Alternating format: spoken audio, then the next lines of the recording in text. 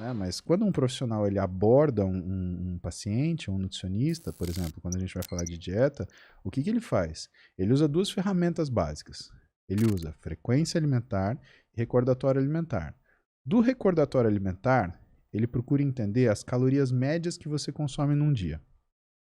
Da frequência alimentar, ele procura ver o que são os picos de caloria que você consome. Porque o que é a frequência alimentar? Quando ele pergunta para você, quantas vezes você come salgadinho por semana? Quantas vezes você toma sorvete? Quantas vezes você toma açaí? Quantas vezes você bebe cerveja? Então ele sabe que você come uma média, sei lá, de 4.000 quilocalorias com picos de 8.000. Tá. E quando esse nutricionista ele vai elaborar a tua primeira dieta, ele não vai te dar uma dieta de 800 calorias. Ele vai te dar uma coisa que você consegue fazer. Se você come uma média de 4.000, muito provavelmente ele vai fazer o quê? Dar os mesmos 4.000, só que ele vai dar de um jeito diferente. Quantos anos tem seus filhos? Um filho, 4. 4 anos, tudo bem. Eu tenho uma de 17 e uma de 10, né? A de 17, ela precisava aprender a mexer com dinheiro. O que você vai dar pra ela? Cartão de crédito? Nem lascando. Não. Você dá dinheiro pra ela ver diminuir. É. E ela fazia a conta. Ah, e como é que você faz? Você dá mesada? Não, você dá semanada. Primeiro você dá por dia, pra ela fazer a conta, ela conseguir fazer o cálculo imediato. Quando ela começa a juntar um dinheirinho, aí você dá a semana. Porque você fala, opa, ela já começou a criar uma sensação de se precaver. Aí a semana, pra ela gerenciar uma quantidade maior.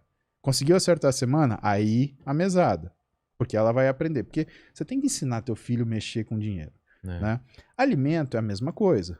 O que o nutricionista vai fazer? Ele vai te dar essas 4.000, mas do jeito dele. Então ele vai fazer um fracionamento alimentar. Ele vai fazer uma orientalização das calorias de consumo diário. O que a gente faz? Toma um café da manhã inexistente, come no almoço uma coisa rápida do jeito que dá, mas de bucho cheio, e aí janta aquele jantoroço, né? Aquele jantoço, que é um jantar mais almoço. Né? Ou seja, infernal. E quando você vai olhar os trabalhos científicos, né, você vê uma série de evidências mostrando que só o fato de você ter um aumento de caloria no final do dia, você já predispõe a piora metabólica. E só o fato de você não consumir, por exemplo, um café da manhã, já aumenta o seu risco de doença coronariana em 27%, 27,5% para ser preciso. Isso é um trabalho da American Heart Association. Ou seja, os seus hábitos, eles vão definir não só o que é a sua percepção física, mas eles vão definir a sua saúde. Então o jejum intermitente de pular o café da manhã é perigoso, então? Não que ele seja perigoso, Vilela, mas ele não é uma estratégia para você sair do zero, entende? É porque você tem que ter uma resistência muito grande para fazer. Do jejum é que o seu corpo, sem o nutriente, ele vai consumir a gordura, é isso?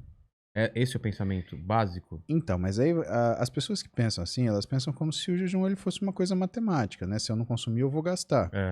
Seu corpo não funciona assim. Seu corpo ele funciona assim. Se eu não consumir, eu vou me defender. E eu vou modificar por causa disso. O jejum intermitente, que a maioria das pessoas elas estão acostumadas a fazer e observar, é o que a gente chama de janela alimentar, né? Que é o time restricted, que é o nome disso. E o que as pessoas fazem? Elas fazem uma janela alimentar de 8 horas e 16 horas de jejum. Só que horas elas põem a janela alimentar? Das 14 às 22. Meu amigo, é o melhor horário de comer. É aquele almoço que você come um almoção e sai comendo o que você quiser até às 10 da noite. Então, se você puder fazer uma refeição monstra às 10 da noite, você está confortável. Agora, o que deveria ser um jejum intermitente, por exemplo, que é focado na fisiologia, ou seja, respeitando o que é o aumento de resistência periférica à insulina ao longo do dia, porque existe isso, né? E a diminuição da captação periférica de glicose ao longo do dia. É um jejum que você começa, né, mais tarde, mas que você se alimenta mais cedo. Então você começa a comer às 6 da manhã e se você quiser fazer 8 horas de janela alimentar, você para às 2 da tarde. Agora, por que você não faz isso com uma pessoa que nunca fez dieta?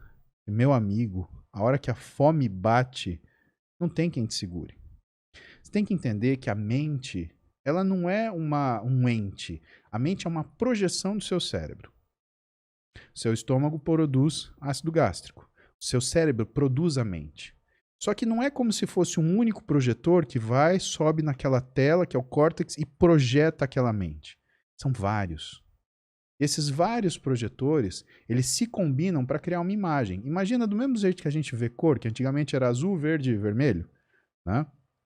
Pois bem, esses projetores, eles projetam essa mente de acordo com as suas emoções. Né? Que emoções a gente tem? Né? Quais são as emoções humanas mais básicas?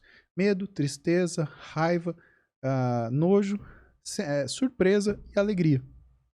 Então, de acordo com essas 5 que aparentemente são negativas, e essa uma que é a alegria que é positiva, a gente projeta uma mente que é para fazer o quê? Aquilo que te deixa funcionante, que permite fazer as suas ações que são pensadas, seu trabalho, por exemplo, e que são as suas ações mais robóticas, que é, por exemplo, você comer.